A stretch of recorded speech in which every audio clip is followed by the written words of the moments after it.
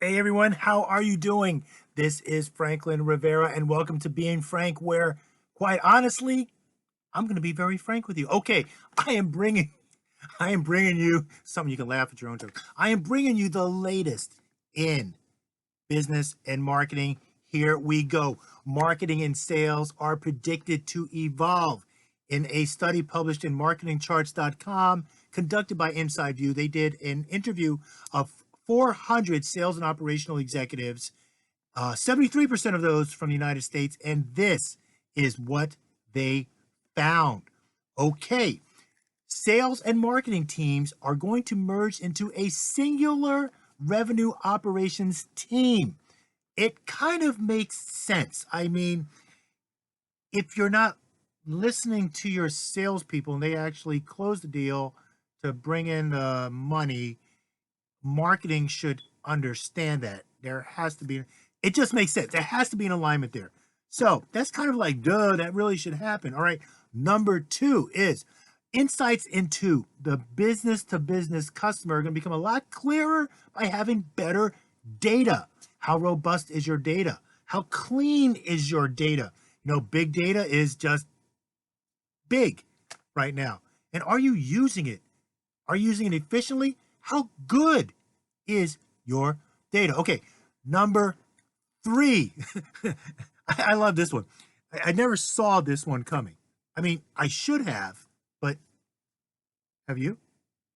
Okay, sales development will become a more strategic role as the hub for your revenue team.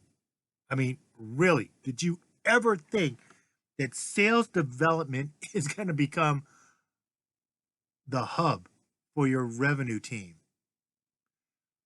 It kind of just makes sense. However, there are some challenges with these predictions, okay? There are some challenges to aligning your sales and marketing team. Number one is lack of complete or inaccurate data. I mean, duh.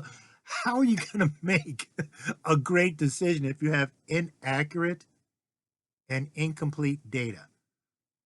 That is a challenge. So you need to think about that in your own operations. How accurate is your data? How robust is your data? Can you actually rely on it? So something to think about. Number two, and this really is like it really shouldn't be an aha moment, but it's communications. Communication. Now, true story, true, true. A lot of you are probably dealing with this right now. However, I know when I was in corporate America, sales, marketing, operations, finance. I mean, they kind of passed each other in the hallway, but they didn't really talk to each other. And that was pretty evident because I know when I was on the sales team, I got a lot of marketing stuff that I was like, oh, this isn't really what the customer wants. But marketing would come back and go, oh, heck, man, come on. We spent a lot of money on these bobbleheads. Just give them a bobblehead and they'll write your product. Like, oh, yeah, that no sense at all. Giving them a bobblehead? Come on. But guess what? The money had already been spent. So it's like, marketing never wanted to listen to sales. Sales was fed up with marketing. Marketing already got their money from finance. So it was like, all right, it was a lost cause. However, now it appears that that's still the trend. Lack of communication. And I really believe that for a marketing team to put together a great marketing strategy, you do have to rely on your sales team to get the accurate feedback. Now, I do believe in marketing research, but I do think there's a lot to be said for understanding your sales. Number three is inefficient, lack of proper processes. Okay, so processes are broken or flawed. Now, that kind of makes sense because if you listen to one of my prior broadcasts, a study published in Harvard Business Review said that the best way to come out of this business pandemic ahead of your competitors is to have a combination of a defensive and an offensive tactic. Okay? Offensive meaning increasing your marketing spend, defensive meaning increasing or improving your operational efficiencies. Do you think that they might be related? Processes, operational inefficiencies, and flawed processes? Yes, they are related. Duh. Let me answer that for you.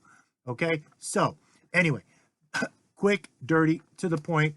I hope this helped. Give you something to think about. Here are some questions to ask yourself moving forward. How aligned is your sales and marketing? Okay. Number two, do you have a sales development plan? Now, I know from experience, marketing gets blamed on a lot of things. Oh, wow, we just increased your website traffic by 200%. People are calling your phone. We're tracking your phone numbers. People are calling. Well, I'm not seeing any increase in sales. Is that marketing or is that a sales problem? Hmm. Hmm. I would argue that it's a sales problem. There's something wrong with the sales process. Okay. Number three, and how can you improve your processes? Are you aware that they need improving? Are you aware that they're even broken or flawed? A lot of times we don't want to seek the advice of outside counsel because we figure, oh, we got it all figured out. No, the money's coming in, everything's got to be working great. It might help to get another opinion. All right. So anyway, hopefully this was helpful. This is being frank. I was being very frank and to the point. Look, if you have any questions, feel free to reach out to me.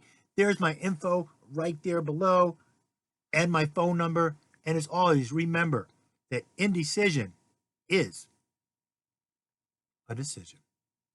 Take care.